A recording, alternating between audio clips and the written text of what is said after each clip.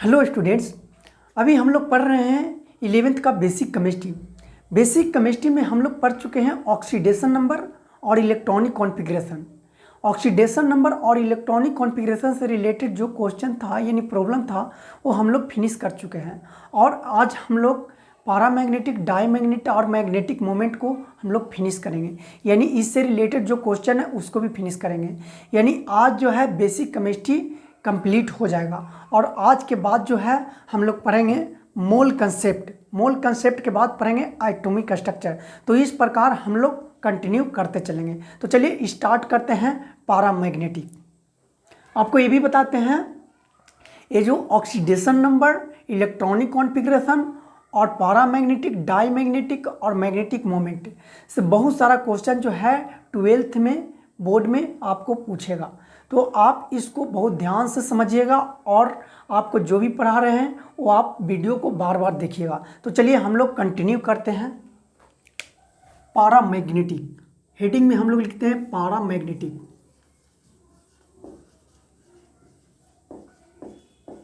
पारामैग्नेटिक, diamagnetic, diamagnetic and magnetic moment.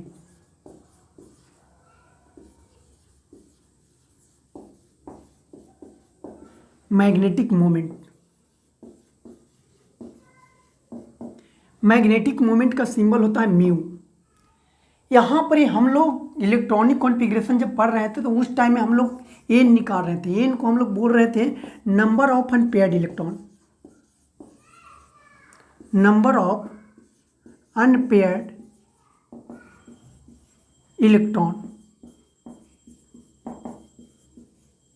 Number of unpaired electron.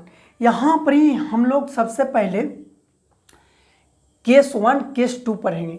यानी पारामैग्नेटिक, diamagnetic को जानने के लिए केस 1 और केस 2 हम लोग पढ़ेंगे। तो सबसे पहले हम लोग केस 1 पढ़ते हैं। Case 1,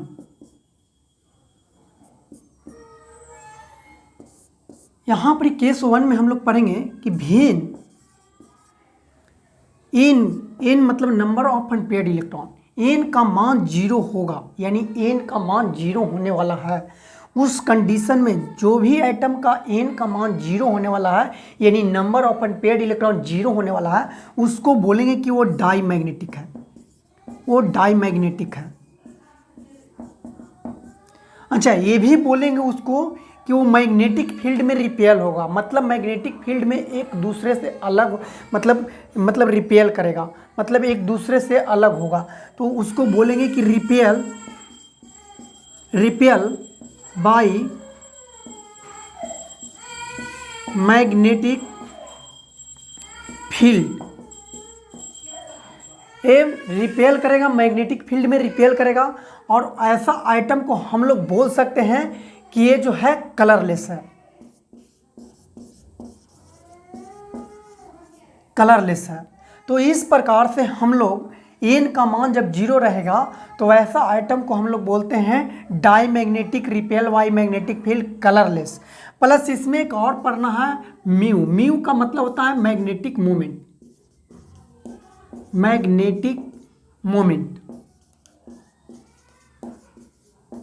magnetic moment. यहाँ पर आपको हम बताने जा रहे हैं कि मैग्नेटिक मोमेंट जो हम लोग अभी म्यू जो देख रहे हैं, मैग्नेटिक मोमेंट बराबर फॉर्मूला क्या होता है, मैग्नेटिक मोमेंट हम लोग किसी भी आइटम को कैसे निकालते हैं। तो चलिए यहाँ पर ही हम मैग्नेटिक मोमेंट को आपको बताने जा रहे हैं।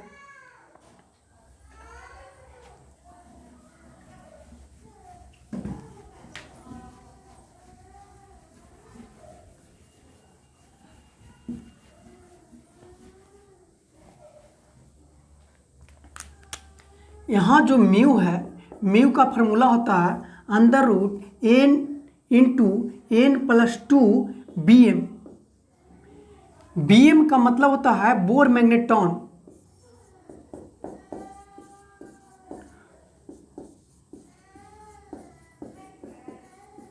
बोर मैग्नेट्रॉन ये जो है यूनिट ऑफ मैग्नेटिक मोमेंट है। Unit of magnetic moment. A unit है, मैग्नेटिक मोमेंट का यूनिट है। यहाँ पर ही अगर जब एन, यहाँ जो एन का मान है 0 हम लोग लेंगे, यानी यहाँ पर ही जो फार्मूला है, यानी एन का मान 0 लेंगे, 0 + 2 bm, तो यहाँ पर ही म्यू का जो मान है 0 हो जाएगा। यानी एन का मान 0 रहने पे आपका जो म्यू का मान है वो 0 हो जाएगा। तो आपको यहाँ देखिएगा कि जब एन का मान 0 होगा तो डाईमैग्नेटिक बोलिएगा, यहाँ पर एक रिपेल बाय मैग्नेटिक फील्ड कह सकते हैं, कलरलेस कह सकते हैं, और मैग्नेटिक मोमेंट जो है 0 होगा। तो इस प्रकार से हम लोग केस 1 को पढ़ लिए। अब देखते हैं केस 2। अब केस 2 में हम लोग पढ़ेंगे केस 2 में यहाँ पर ही है वेन एन का मान 0 नहीं हो रहा है। वहाँ पर क्या था कि एन का मान 0 हो रहा था, यहाँ है कि एन का मान 0 नहीं हो रहा है, यानी नॉट 0। या ऐसा कंडीशन में हम लोग बोलेंगे कि वह आइटम, जो भी आइटम का एन का मान 0 नहीं होगा, वैसा आइटम को हम लोग बोलेंगे कि ये पैरामैग्नेटिक है। ये जो है अट्रैक्ट होता है मैग्नेटिक फील्ड में, ये अट्रैक्ट होता है, अट्रैक्टेड बाय मैग्नेटिक फील्ड। यहाँ पर जो आइटम है वो कलर होगा, एक कलर होगा। यहाँ पर अगर म्यू का मान देखा जाए तो एन 0 नहीं रहने के कारण यहाँ पर ही मैग्नेटिक मोमेंट भी 0 नहीं होगा, यहाँ पर ही मैग्नेटिक मोमेंट भी 0 नहीं होगा। तो इस प्रकार से हम लोग पैरामैग्नेटिक, डाईमैग्नेटिक और मैग्नेटिक मोमेंट को निकाल सकते हैं।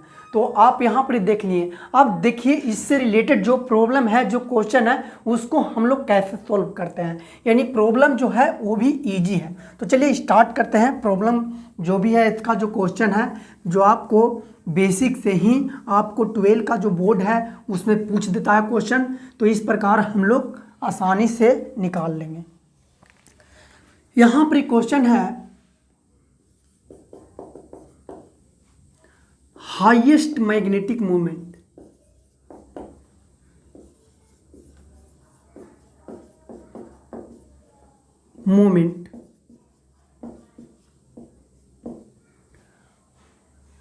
हाईएस्ट मैग्नेटिक मोमेंट फॉर, यहाँ हम ए में ऑप्शन देते हैं वेनेडियम है, बी में ऑप्शन है Cr, सी में ऑप्शन है Mn, और डी में ऑप्शन है आपका ऑप्शन है Fe। यहाँ देखिए मैग्नेटिक मोमेंट का जो खेला है वो सब नंबर ऑफ अनपेयर्ड इलेक्ट्रॉन के ऊपर है। यानी जिसका number of unpaired electron maximum होगा उसका मैग्नेटिक मोमेंट मैक्सिमम होगा। यानी वेनेडियम में हम लोग इलेक्ट्रॉनिक कॉन्फ़िगरेशन को पढ़ते टाइम में निकाले थे एन का मान, तो यहाँ पर एन का मान 3 निकला था, यहाँ पर ही एन का मान 6 निकला था, और यहाँ पर एन का मान 5, और यहाँ पर एन का मान 4। यहाँ पर ही जब एन का मान क्रोमियम का मैक्सिमम है तो म्यू जो है इसका मैक्सिमम हो जाएगा, चलिए हम फर्स्ट क्वेश्चन को आपको बना के दिखाते हैं। यहाँ पर जैसे देखिए, अगर यहाँ पर ए का आप इलेक्ट्रॉनिक कॉन्फ़िगरेशन लिखिएगा वेनेडियम का, तो लिखिएगा Ar4s2 3d3, यानी ए जो फुल फिल्ड है, ए आपको 3 ऑर्बिटल जो है यहाँ पर देखिए इस प्रकार से सिंगल यानी एन का मान 3। जैसा ही एन का मान 3 हुआ तो म्यू का फार्मूला होता है n × n + 2 bm। तो यहाँ पर ही एन का यानी 3 रखिएगा तो यहाँ पर ही आ जाएगा यानी 15 √15 bm।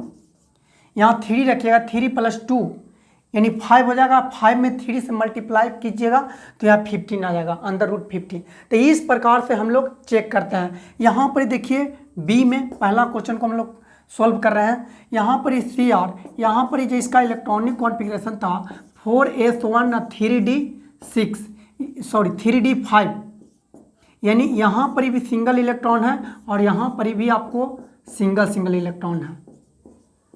तो यानी एन का मान हो गया 6। जैसे ही आप 6 का मान आया है यानी म्यू निकालिएगा तो आ जाएगा 6 + 6 × 6 + 2, यानी यहाँ पर 2 जोड़िएगा तो यहाँ पर आ जाएगा 8, उसमें 6 से मल्टीप्लाई कीजिएगा तो यानी आ जाएगा 48 BM। ये सबसे ज़्यादा यही है, यहाँ पर ही सबसे ज़्यादा क्रोमियम है। क्रोमियम का जो मैग्नेटिक मोमेंट है सबसे हाईएस्ट है यहाँ पर ही, और यहाँ पर एन का मान 5 आ रहा है तो यहाँ पर इस फार्मूला में रखिएगा तो यहाँ पर ही आ जाएगा 35, यानी √35। यहाँ पर भी कम है यानी एन का मान 4, तो आपका आंसर इस प्रकार हो गया।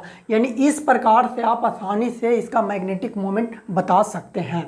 तो चलिए आगे नेक्स्ट क्वेश्चन को देखते हैं। इसी प्रकार क्वेश्चन का जो ऑप्शन है वो वैरी करते हैं और हाईएस्ट मैग्नेटिक मोमेंट को हम लोग देखते हैं। नेक्स्ट क्वेश्चन का यही क्वेश्चन जो है सेम रहने देते हैं और यहाँ ऑप्शन को जो हम लोग चेंज करते हैं। यहाँ पर ये ऑप्शन जो है Mn++, बी में दे रहे हैं यहाँ पर Fe++, सी में आपका ऑप्शन है CO++, और डी में ऑप्शन है V++, यानी वेनेडियम++। अब यहाँ एन का मान सबसे पहले आपको निकालना होगा। जब तक एन का मान नहीं निकालिएगा यहाँ पर इसका हाईएस्ट मैग्नेटिक मोमेंट नहीं बता सकते हैं।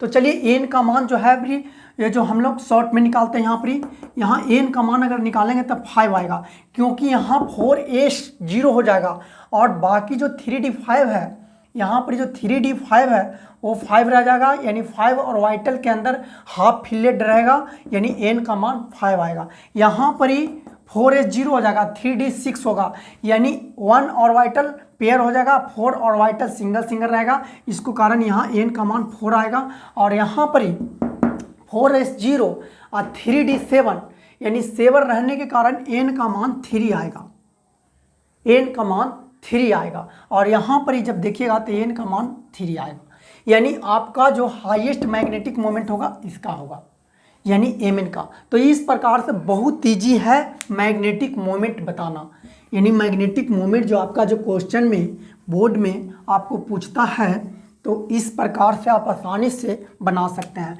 नेक्स्ट क्वेश्चन यही रहने देते हैं इसी प्रकार से, और ऑप्शन का आपको चेंज करते हैं। ऑप्शन है VO2, बी में ऑप्शन है CrO2 और सी में ऑप्शन है यहाँ आपको FeCl2, और डी में ऑप्शन है आपको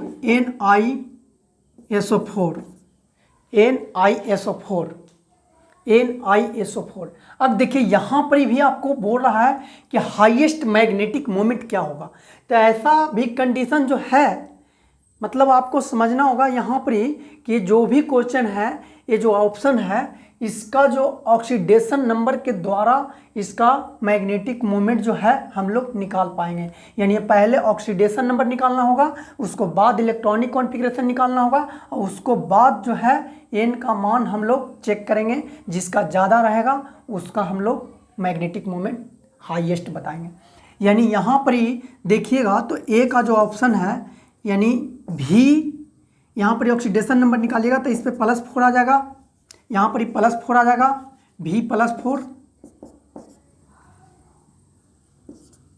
+4 रहने के कारण वेनेडियम 23 होता है, यानी 4s 0 और 3d 2, यानी एन का मान 1 हो जाएगा यहाँ। फिर यहाँ पर चेक कीजिएगा तो यहाँ Cr+4, यानी यहाँ भी एन का मान यहाँ 2 आएगा, यहाँ पर Fe++, यानी यहाँ पर एन का जो मान है वो 4 आएगा, और यहाँ देखिएगा तो एन का जो मान है ये 2 आएगा।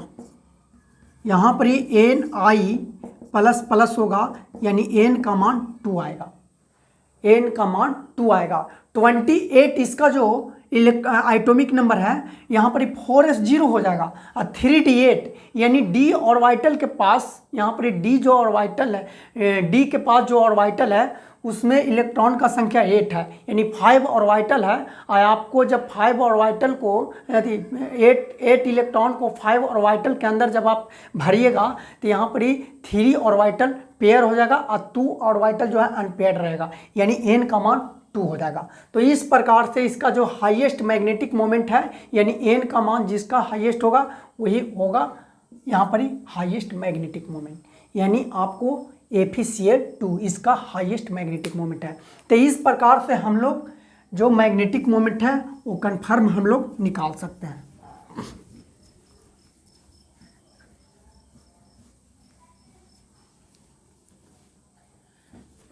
नेक्स्ट क्वेश्चन आपको है इस प्रकार से,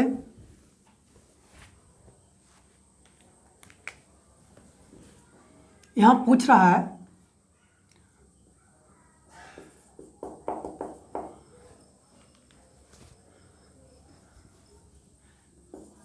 which of the following compound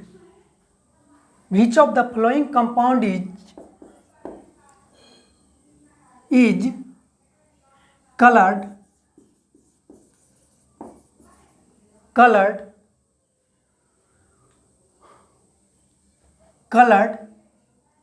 यहाँ पर आप बता सकते हैं कि कलर्ड कौन है।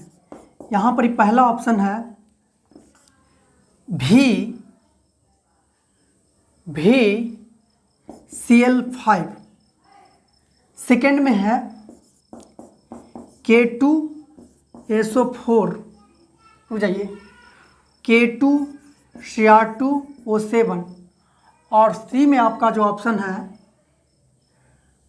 वो है Cu2I2, और डी में ऑप्शन है आपको NiSO4, यानी कलर्ड पूछ दिया जी, कलर पूछा है। Which of the following compound is coloured,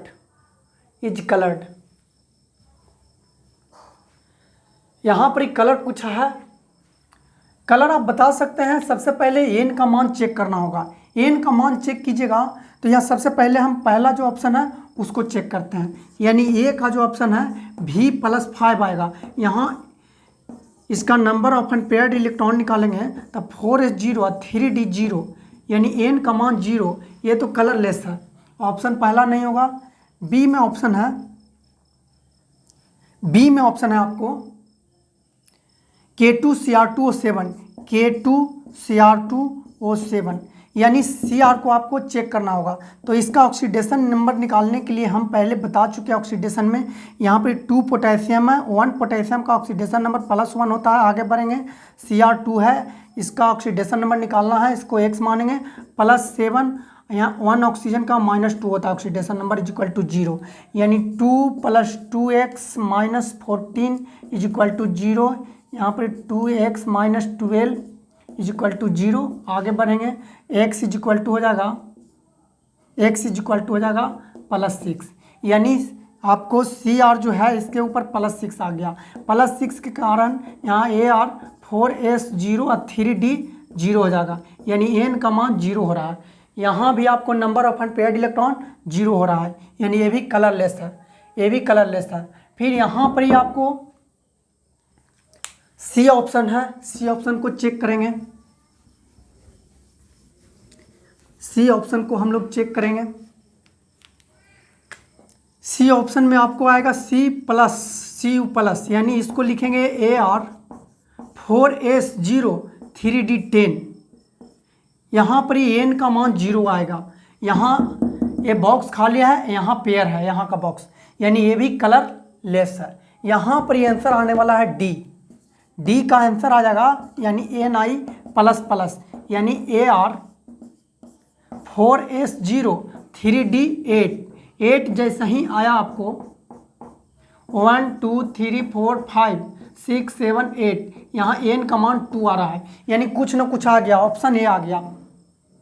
तो इस प्रकार से हम लोग बहुत ईजी है आपका जो magnetic moment, colour, paramagnetic, diamagnetic, आप बहुत ईजी तरीका से आप इसको बता सकते हैं। चलिए आगे क्वेश्चन है।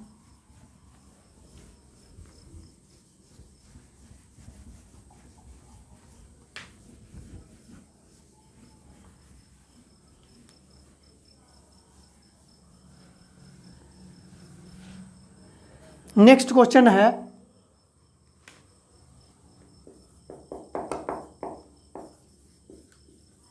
Magnetic moment for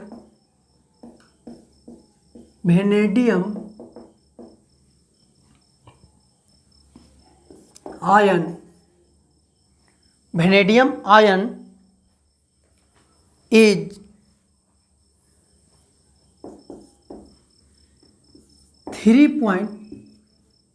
1.73 bm, then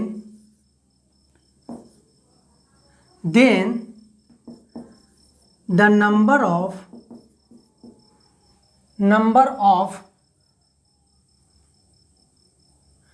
then the number of unpaired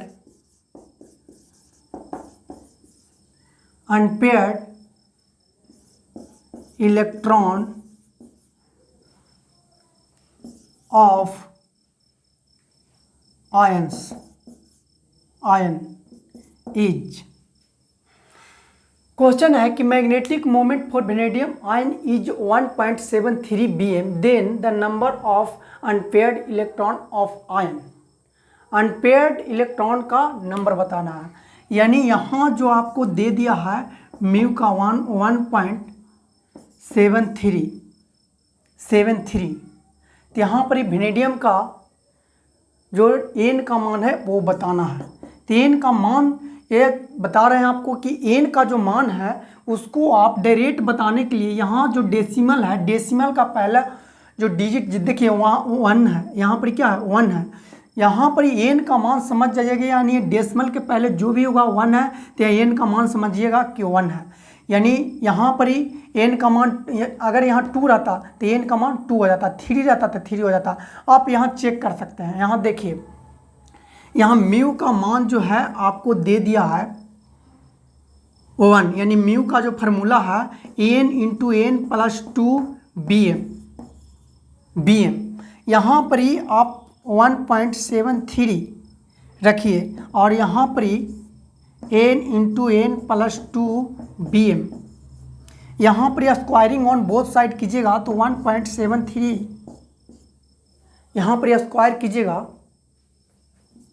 is equal to under root n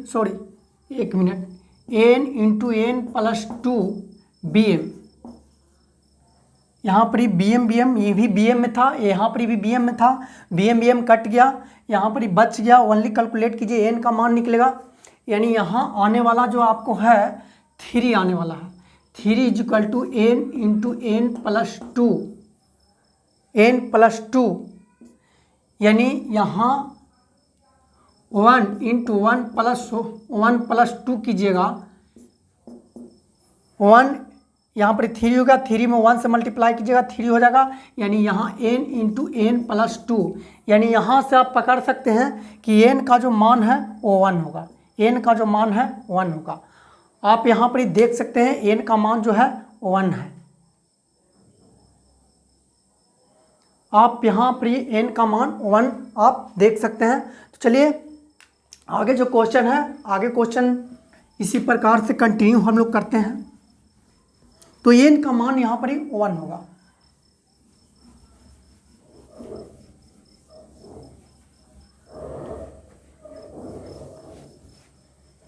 next question है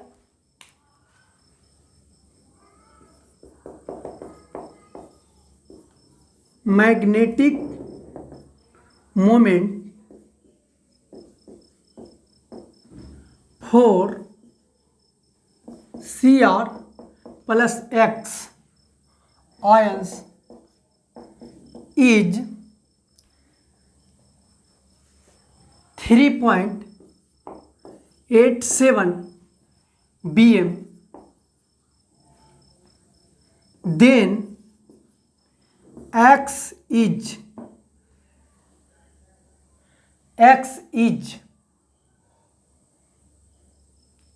यहाँ पर x का मान बताना है। यानी यहाँ पर जो आपका जो x का मान है या आपको जो चार्ज है वो बताना है। पहला ऑप्शन है +1, सेकेंड ऑप्शन है +2 और यहाँ पर सी में आपका ऑप्शन है +3 और डी में ऑप्शन है +4। मतलब यहाँ पर एक्स का मान कितना रखिएगा कि इसका जो मैग्नेटिक मोमेंट रखने पर इसका मैग्नेटिक मोमेंट 3 होगा, 3.87। यानी यहाँ साफ साफ पता चल रहा है कि यहाँ पर म्यू का जो मान है दे दिया है 3.87 bm। यानी यहाँ जो एन का मान है वो 3 है, यानी एन का मान 3 है।